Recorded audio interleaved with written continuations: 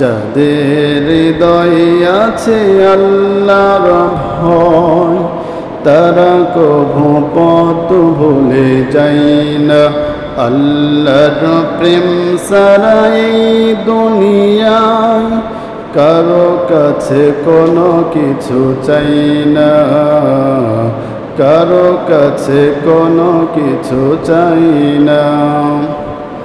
রাতের আধারে যারা সেজদাতে রয়, দু চোখের স্রোতে নদী যেন বয়।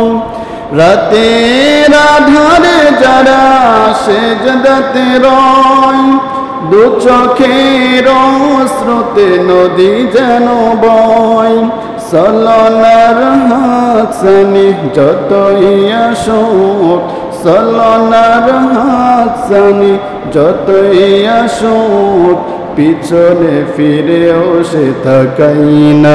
যাদের হৃদয়ে আছে আল্লাহর ভয়, তারা কভু পথ ভুলে যায় না।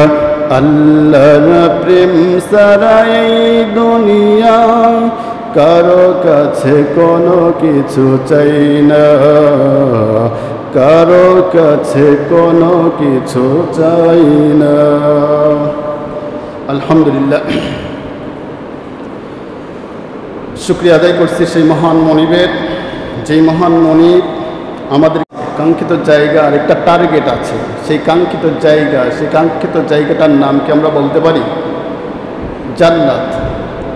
সেই কাঙ্ক্ষিত জায়গাটার নাম কি বলুন? জান্নাত। আমরা সকলে জান্নাতে যেতে চাই। জান্নাতে যেতে হলে মুমিন হতে হয়। জান্নাতে যেতে হলে কি হতে হয় বলুন? মুমিন হতে হয়। মুমিন হতে হলে পরীক্ষা দিতে হয়, ঠিক কিনা বলেন? মুমিন হতে হলে পরীক্ষা দিতে হয়। যেমনিভাবে পরীক্ষা দিয়েছেন, যুগে যুগে নবী রাসূল পরীক্ষা দিয়েছেন, সাহাবা ইকরামগণ পরীক্ষা দিয়েছেন, পরীক্ষা দিয়ে তারা উত্তীর্ণ হয়েছেন, পাশ হয়েছেন, পাশ করেছেন। রব তাদের জন্য জান্নাতের ওয়াদা করেছেন। সুবহানাল্লাহ বলেন। তো এই জন্য আমাদেরকে জান্নাতে যেতে হলে, জান্নাতে যাওয়ার জন্য আমাদেরকে পরীক্ষা দিতে হবে। কথা বলেন, ঠিক কিনা? সাহাবা ইকরামদের মধ্যে পরীক্ষা ছিল, নবী রাসূলদের মধ্যে পরীক্ষা ছিল। যুগে যুগে যত নবী রাসূল আসছেন সবাই পরীক্ষা দিয়েছেন। আল্লাহ তাআলা বলেছেন নবীদের পরীক্ষাগুলো ছিল কঠিন পরীক্ষা, তাদের চাইতে তোমাদের পরীক্ষাগুলো হবে হালকা। কথা বলুন, ঠিক কিনা? নবী রাসূলদের পরীক্ষা ওগুলো কি কঠিন না সহজ? কঠিন, অনেক কঠিন পরীক্ষা।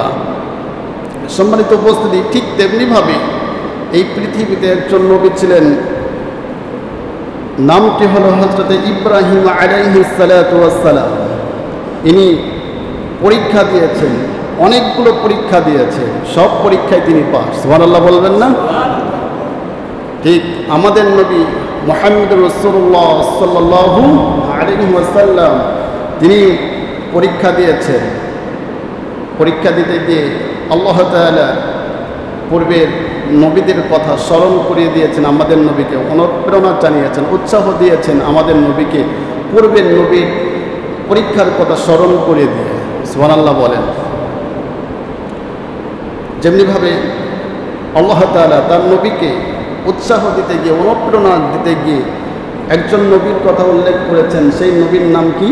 হযরত ইব্রাহিম আলাইহিস সালাতু ওয়াস সালাম।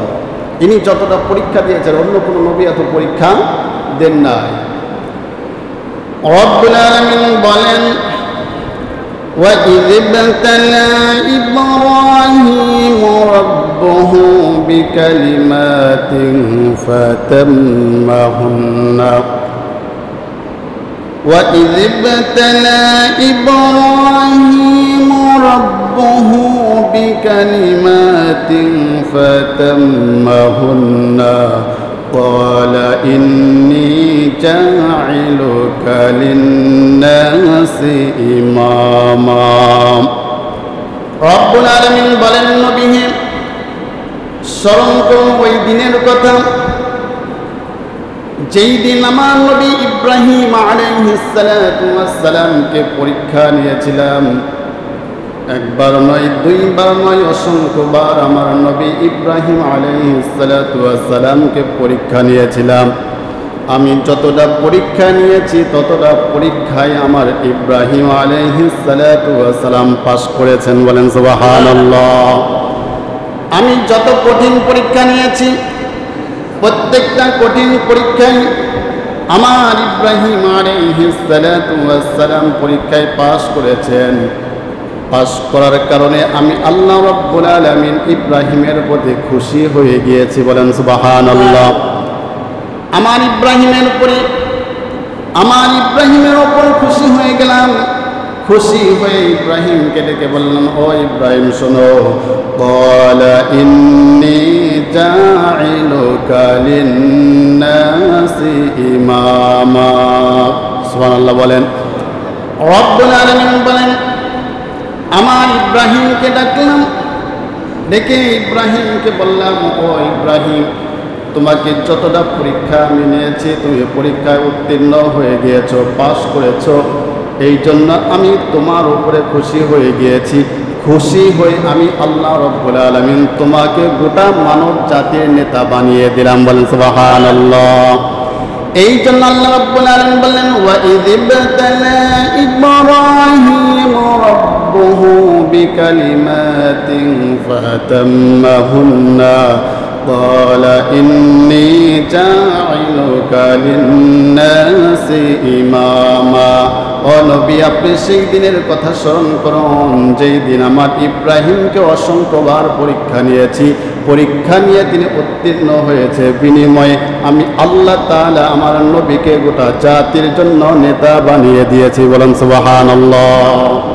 সম্মানিত উপস্থিতি, এই আয়াত থেকে একটি শিক্ষা যে আল্লাহ তাআলার কাছে নেতা হতে হলে পরীক্ষা দিতে হয়। কথা বলুন ঠিক কিনা?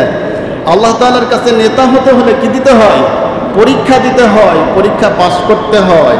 আল্লাহ তাআলার কাছে, আল্লাহ তাআলার খাতায় নেতা হিসাবে নাম লিখাতে হলে পরীক্ষা দিতে হয়। সেই পরীক্ষায় কি করতে হয়? পাস করতে হয়। যদিও আমাদের সমাজে নেতা হতে হলে বড় বড় হাইব্রিড জাতের কিছু মোষ আর বড় বড় বিশাল গর্দান আর বিশাল ভুঁড়ি থাকলেই নেতা হয়ে যাওয়া যায়। কথা বলেন ঠিক কিনা? আর নেতা হিসাবে কিছু গুণ তাদের মধ্যে থাকে, সেই গুণগুলো তাদের হাতে থাকতে হবে। বড় বড় বোতল, মদ খেতে হবে, জুয়া খেলতে হবে, পেন্সিডিল খেতে হবে, মানুষকে গালিগালাজ করতে হবে। এই সমস্ত গুণ বৈশিষ্ট্যগুলো থাকলেই আমাদের সমাজের নেতা হয়ে যাওয়া যায়। কথা বলেন ঠিক কিনা? কিন্তু আল্লাহ তাআলার কাছে নেতা হতে হলে এইগুলোর কোনো দাম আছে? বলেন আছে? এইগুলোর কোনো দাম, মূল্য আল্লাহ তাআলার কাছে নেই। আল্লাহ তাআলার কাছে নেতা হতে হলে পরীক্ষা দিতে হবে, সেই পরীক্ষায় পাস করতে হবে।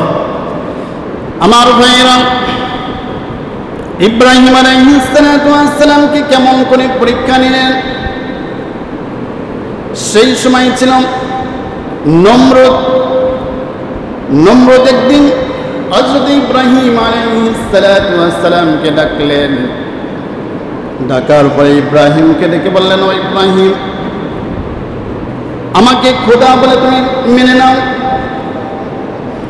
ইব্রাহিম আলাইহিস সালামকে লক্ষ্য করে যখন এই কথা বললেন, বলার সঙ্গে সঙ্গে ইব্রাহিম ডেকে বললেন, ও নমরুদ, তোমাকে যে খোদা বলে মেনে নেব, বলো দেখে তুমি কি মৃত্যুবরণ করবা না? তুমি কি মৃত্যুবরণ করবা না? তোমার বাবা কি মৃত্যুবরণ করে নাই? তোমার দাদা কি মৃত্যুবরণ করে নাই? ইব্রাহিম আলাইহিস সালাম যখন এই প্রশ্নটা ছড়িয়ে দিয়েছে, নমরুদ ধরা পড়ে গিয়েছে। মনে মনে চিন্তা করলো, সত্যই তো কথা, আমিও তো একদিন মৃত্যুবরণ করব, দুনিয়া থেকে বিদায় নিয়ে যাব। নমরুদ বলল, ইব্রাহিম, তুমি তো ঠিক কথা বলেছ, আমি তো দুনিয়া থেকে বিদায় হয়ে যাব, আমি তো মারা যাব, তুমি কি বলতে চাও বলো? ইব্রাহিম আলাইহিস সালাম লক্ষ্য করে বললেন, ও নমরুদ, তুমি যদি খোদা হও আর তুমি যদি দুনিয়া থেকে বিদায় হয়ে যাও, বলো দেখে মানুষ কাকে খোদা বলবে? কথা বলেন ঠিক কিনা? মানুষ খোদা বলবে কাকে? রব বলবে কাকে? কার কাছে কি চাইবে? ইব্রাহিম আলাইহিস সালাম নমরুদকে লক্ষ্য করে বললেন, ও নমরুদ শোনো, রব তো হবেন তিনি যিনি যিনার কখনো মৃত্যু হবে না। কথা বলেন ঠিক কিনা? রব তো তিনি হবেন, খোদা তো তিনি হবেন, যিনার কখনো মৃত্যু হবে না, তিনি হবেন চিরঞ্জীব। আল্লাহু লা ইলাহা ইল্লা হুয়াল হাইয়ুল কাইয়্যুম লা তা'খুযুহু সিনাতুন ওয়া লা নাওম। জোরে বলুন আল্লাহু আকবার। রব তো তিনি হবেন, তিনার কখনো মৃত্যু হবে না, তিনি চিরঞ্জীব। লা তা'খুযুহু সিনাতুন ওয়া লা নাওম, তার কখনো নিদ্রাও আসে না, তার কখনো ঘুমও আসে না। আবার ইব্রাহিম আলাইহিস সালাম বললেন, রব তো তিনি হবেন যিনি ছিলেন, আছেন এবং কিয়ামত পর্যন্ত থাকবেন। কথা বলুন ঠিক কিনা? তিনি বললেন, হুয়াল আউয়ালু ওয়াল আখিরু ওয়াল যাহিরু ওয়াল বাতিন ওয়া হুয়া বিকুল্লি শাইইন আলিম। বলেন আল্লাহু আকবার। রব তো তিনি হবেন যিনি প্রথমে ছিলেন, ওয়াল আউয়াল ওয়াল আখির, এবং শেষেও তিনি থাকবেন। সুবহানাল্লাহ বলেন। ওয়াল আখির ওয়াল যাহির ওয়াল বাতিন, আমার রব তো তিনি হবেন যিনি প্রকাশ্যে যেমন থাকেন আবার গোপনেও তিনি ঠিক তেমনি থাকেন। বলেন সুবহানাল্লাহ। ইব্রাহিম আলাইহিস সালাম আবার বললেন, রব তো তিনি হবেন হুয়া ইউহয়ি ওয়া ইউমীতু ওয়া ইলাইহি তুরজাউন। রব তো তিনি আমার রব যিনি আমাকে জীবন দান করেছেন। বলেন সুবহানাল্লাহ। রব তো আমার তিনি যিনি আমাকে জীবন দান করেছেন, তিনি আমার রব যিনি আমার আবার মৃত্যু দান করবেন, তিনি আমার রব যিনার কাছে আমাদের সবাইকে একদিন ফিরে যেতে হবে। কথা বলুন ঠিক কিনা? এই কথা যখন ইব্রাহিম বলে ফেলল, নমরুদ কি করল? ফাঁসির দুইজন আসামিকে ধরে আনা হলো, ইব্রাহিমের সামনে দান করিয়ে দিয়ে বলল, ইব্রাহিম এই যে দেখো, আমি হলাম জীবন দেওয়ার মালিক। নাউযুবিল্লাহ বলেন। আমি হলো মানুষকে বাঁচানোর মালিক। এই কথা বলে ফাঁসির দুইজন আসামির একজন আসামিকে দুনিয়া থেকে বিদায় করে দিল, হত্যা করে ফেললো, আর একজনকে ছেড়ে দিল। ছেড়ে দে ফেরাউন নমরুদ বলল, ও ইব্রাহিম এই যে দেখো, আমি হলো মৃত্যুর মালিক, আমি হলো জীবনের মালিক। নাউযুবিল্লাহ বলেন। ইব্রাহিম আলাইহিস সালাম নমরুদকে লক্ষ্য করে বললেন, ও নমরুদ, তুমি যদি জীবনের মালিক হও, মৃত্যুর মালিক হও, তোমার ক্ষমতা যদি এতই হয় তাহলে একটা কাজ তোমাকে করতে হবে। নমরুদ বলল, কি করতে হবে বলো? ইব্রাহিম আলাইহিস সালাম বললেন, যেই সূর্যটা প্রতিদিন পূর্ব দিক থেকে উদিত হয়, পশ্চিম দিকে অস্ত যায়, আগামীকালকে ওই সূর্যটাকে তোমাকে পশ্চিম দিক থেকে উদিত করতে হবে। ক্ষমতা আছে? কথা বলেন, ক্ষমতা আছে? ক্ষমতা কার? জোরে বলতে হবে, ক্ষমতা কার? বলল, ইব্রাহিমকে ধরো। ইব্রাহিমকে কি করো? ইব্রাহিমকে ধরো, তাকে আটকাও, তাকে দুনিয়া থেকে বিদায় করতে হবে, নয়তো আমার এই রাজত্ব থাকবে না। লং ইতিহাস, অনেক লম্বা আলোচনা, সময় কম, সংক্ষিপ্ত আকারে মূল শিক্ষাটুকু আপনাদেরকে বলি। ইব্রাহিম আলাইহিস সালামকে ধরা হলো, তাকে দুনিয়া থেকে বিদায় করে দেওয়ার জন্য তার হাত পাগুলো বাঁধা হলো, আর বিশাল একটি অগ্নিকুণ্ড জ্বালিয়ে দেওয়া হলো। আমার ভাইয়েরা খুব ভালো করে বুঝেন, একজন মানুষকে পুড়িয়ে মারতে হলে বিশাল অগ্নিকুণ্ডের প্রয়োজন হয় না। কথা বলুন ঠিক কিনা? বিশাল অগ্নিকুণ্ডের প্রয়োজন হয় না। সামান্যতম আগুন যদি গায়ে দিয়ে দেওয়া যায় তাহলে মানুষটি দুনিয়া থেকে বিদায় হয়ে যাওয়া সম্ভব। কিন্তু ইব্রাহিম আলাইহিস সালামকে দুনিয়া থেকে বিদায় করবে, এই জন্য বিশাল অগ্নিকুণ্ড জ্বালিয়ে দেওয়া হলো। এত বিশাল অগ্নিকুণ্ড জ্বালিয়ে দেওয়া হলো, ইব্রাহিম আলাইহিস সালামের হাত পাগুলো বেঁধে ওই আগুনের মধ্যে নিক্ষিপ্ত করা হলো। নিক্ষিপ্ত করে দেওয়ার পরে বলুন দেখে, এই আগুন হুকুম মানে কার? আরো জোরে বলুন, হুকুম মানে কার? এই আগুনের মধ্যে যখন ইব্রাহিম আলাইহিস সালামকে ফেলাই দেওয়া হলো, নিক্ষিপ্ত করা হলো, আল্লাহ রাব্বুল আলামিন আগুনকে অর্ডার করে দিয়ে বললেন কুল্লা ইয়া নারু কুনি বারদাও ওয়া সালামান আলা ইব্রাহিম। আল্লাহু আকবার বলেন।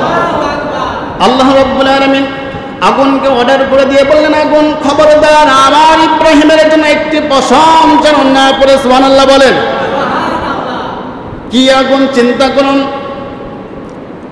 যেই আগুনের মধ্যে যখন নিক্ষিপ্ত করা হলো, ফেলা হলো আগুন, ইব্রাহিম আলাইহিস সালাতু ওয়াস সালামকে যেই দড়ি দিয়ে বাঁধা হয়েছিল ওই দড়িগুলো আগুনে পুড়ে সব ছাই হয়ে গেল, কিন্তু ইব্রাহিম আলাইহিস সালাতু ওয়াস সালামের শরীরের একটি পশম তারা পোড়াতে পারে নাই। বলেন সুবহানাল্লাহ।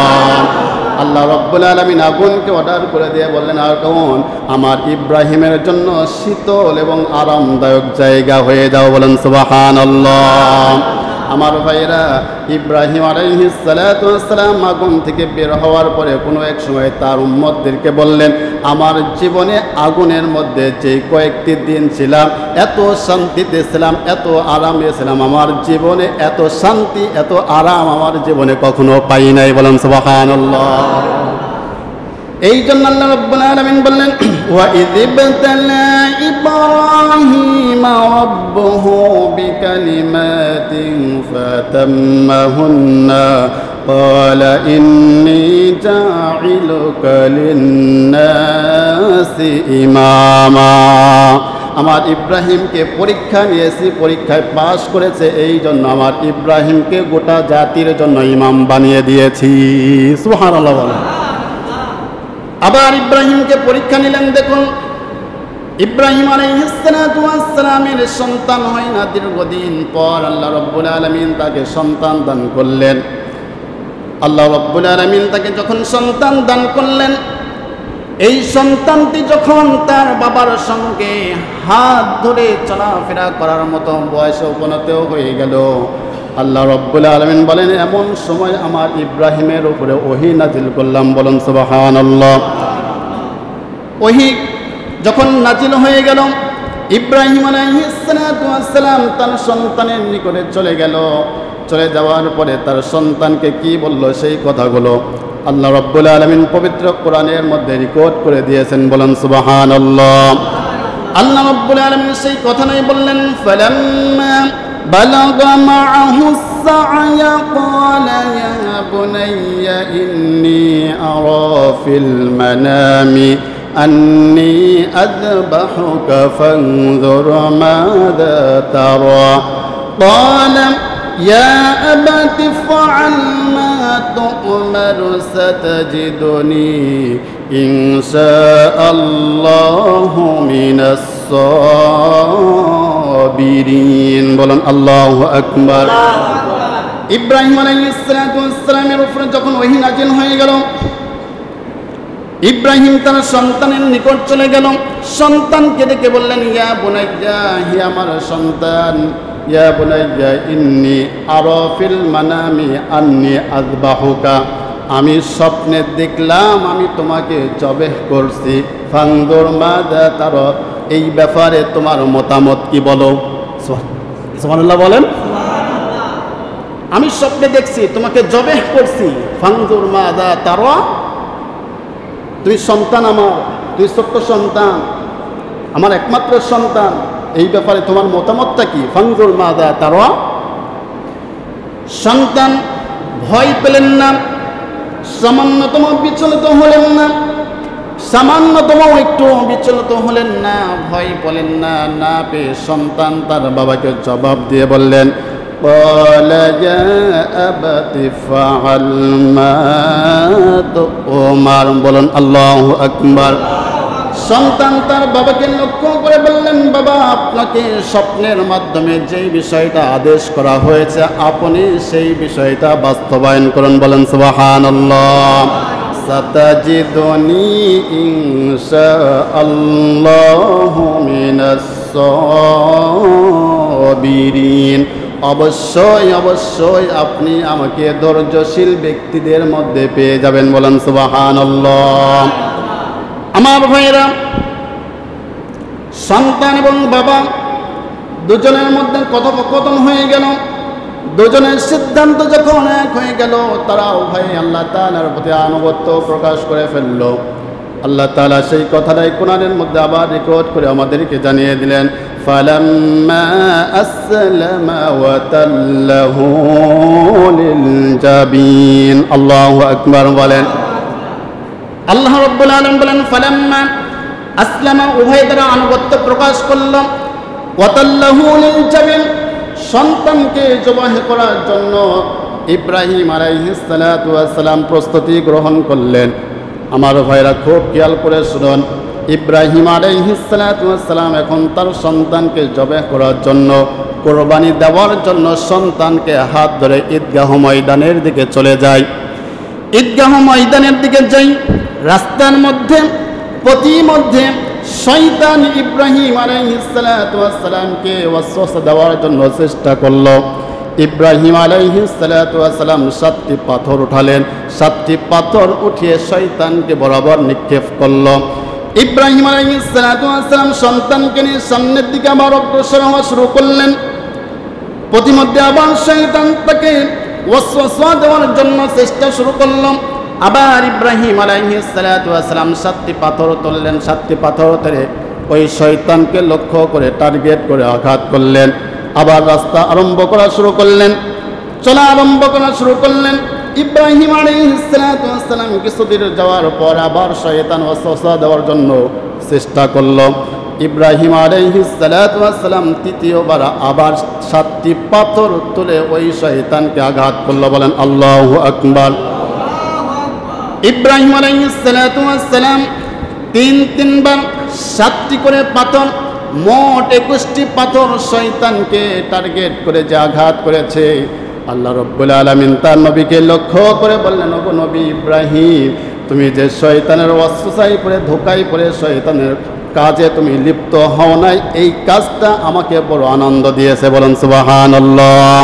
শয়তানকে টার্গেট করে যে তুমি পাথর নিক্ষেপ করেছো, পাথর আঘাত করেছো, এই কাজটা আমার কাছে বড় ভালো লেগেছে গো ইব্রাহিম। এই জন্য তোমার এই কাজটা কিয়ামত পর্যন্ত প্রত্যেকটা হাজিরের জন্য আমি আল্লাহ তাআলা ওয়াজিব করে দিলাম। বলেন সুবহানাল্লাহ। আমার ভাইরা, ইব্রাহিম আলাইহিস সালাতু ওয়াস সালাম সন্তানকে নিয়ে এখন ঈদগাহ ময়দানে অবস্থান করলেন। সন্তানকে এখন কোরবানি করবেন, জবাহ করবেন।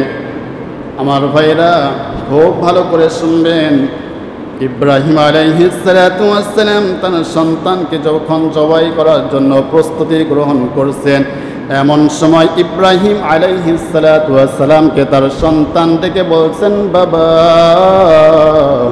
ওগো বাবা, তুমি যে আমাকে জবাই করবা, জবাই করার পূর্বে তুমি আমাকে শক্ত করে বেঁধে নাও গো বাবা।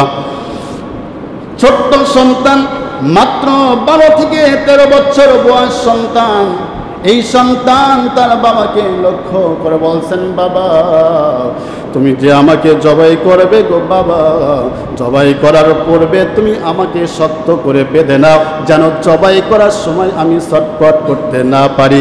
আর আমি যদি ছটফট করি গো বাবা, তাহলে তোমার বড় কষ্ট হবে, তোমার বড় কষ্ট হবে।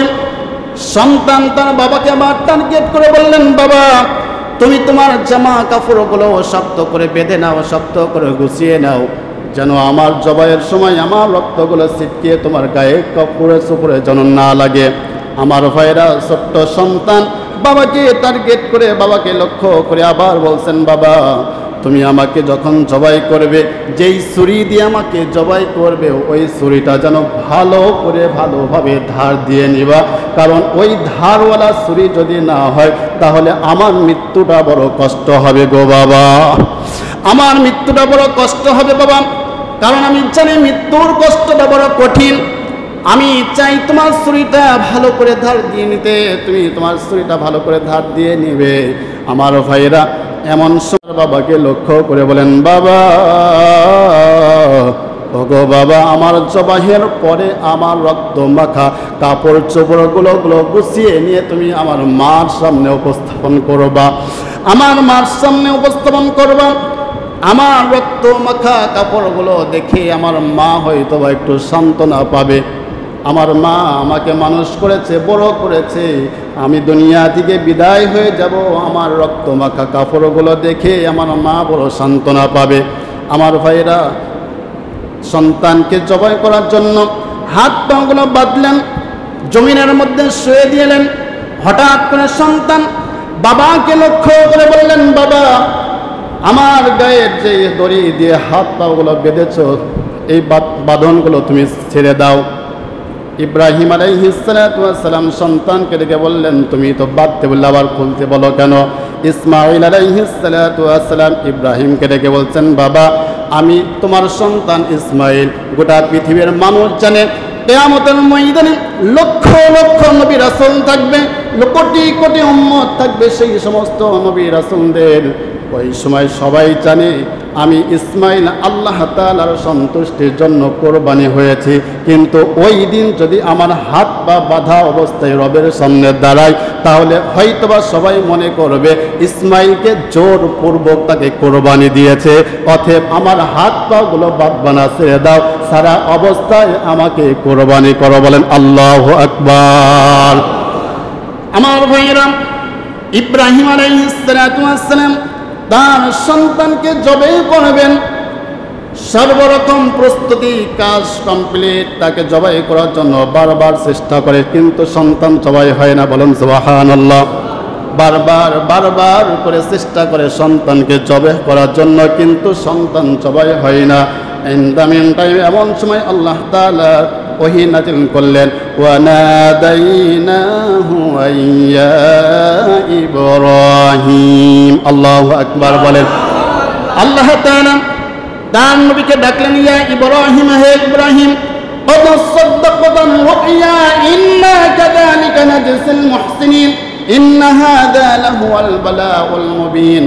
ও ইব্রাহিম, আমার তোমাকে যা স্বপ্নে দেখানো হয়েছে, তুমি সেই স্বপ্নটা বাস্তবায়ন করেছ, বাস্তবের রূপ তুমি দিয়ে দিয়েছ। ও ইব্রাহিম, তুমি শোনো, এটা তোমার জন্য আমার পক্ষ থেকে একটা সুস্পষ্ট পরীক্ষা ছিল। বলেন সুবহানাল্লাহ। আরো জোরে বলেন সুবহানাল্লাহ। ইব্রাহিম আলাইহিস সালাতু ওয়াস সালামকে লক্ষ্য করে বললেন, ও ইব্রাহিম, এটা ছিল তোমার জন্য আমার পক্ষ থেকে সুস্পষ্ট একটা পরীক্ষা। আল্লাহ তাআলা পরের আয়াত নাযিল করে জানিয়ে দিলেন, ওয়া ফাদাইনাহু বিযিবহিন আযীম। ও ইব্রাহিম আলাইহিস সালাতু ওয়াস সালাম, আমি আল্লাহ তাআলা জান্নাত থেকে একটি মহান পশু তোমার জন্য, তোমার সন্তানের পরিবর্তে পাঠিয়ে দিলাম। তোমার সন্তানের পরিবর্তে আমার পক্ষ থেকে এই পশুটা তুমি জবাই করে দাও। বলেন সুবহানাল্লাহ। আরো জোরে বলেন সুবহানাল্লাহ। এই জন্য আল্লাহ রাব্বুল আলামিন তার নবীকে ফাতাম্মাহুন্না ক্বালা ইন্নী জাইলুকা লিন-নাসি ইমামা। জোরে বলেন আল্লাহু আকবার। আল্লাহ তাআলা তার নবীকে লক্ষ্য করে বললেন, ওগো নবী, ওই দিনের কথা স্মরণ করুন যেই দিন আমার নবী ইব্রাহিমকে একবার নয়, দুইবার নয়, বারবার করে আমার নবী ইব্রাহিমকে পরীক্ষা করেছি। অতএব ওই পরীক্ষায় আমার নবী ইব্রাহিম পাশ করেছে। পাশ করার বিনিময়ে আমি তাকে গোটা জাতির জন্য নেতা বানিয়ে দিয়েছি। বলেন সুবহানাল্লাহ। শুধু তাই নয়, আল্লাহ রাব্বুল আলামিন আরেকটা আয়াত নাযিল করে জানিয়ে দিলেন, ও গোলাম, তোমরা শোনো, আমি বিশ্বাস করেন ভাই, আপনার ঈমান থাকবে না, একমাত্র আমাদের জাতির পিতা একজন, তিনি কে? ইব্রাহিম আলাইহিস সালাতু ওয়াস সালাম। এই কথা আমরা বিশ্বাস রাখি, বিশ্বাস রাখবো মৃত্যুর আগ পর্যন্ত। রাজি আছি তো ইনশাআল্লাহ? আমার ভাইরা, আমরা যদি জান্নাতে যেতে চাই, জান্নাতের অধিবাসী যদি হতে হয়, তাহলে আমাদেরকে পরীক্ষা দিয়ে মুমিন হয়ে দুনিয়া থেকে বিদায় হতে হবে। পরীক্ষা ছাড়া আল্লাহ তাআলার জান্নাতে যাওয়া যাবে না। কথা বলেন ঠিক কিনা? আল্লাহ তাআলা সেই জান্নাতের মেহমান আমরা সবাই হতে চাই। আল্লাহ তাআলা যেন আমাকে আপনাকে সবাইকে সেই জান্নাতের মেহমান হিসাবে যেন কবুল করেন। সকলে বলেন আমিন। ওয়া আখিরু দাওয়ানা আলহামদুলিল্লাহি রাব্বিল আলামিন। আসসালামু আলাইকুম।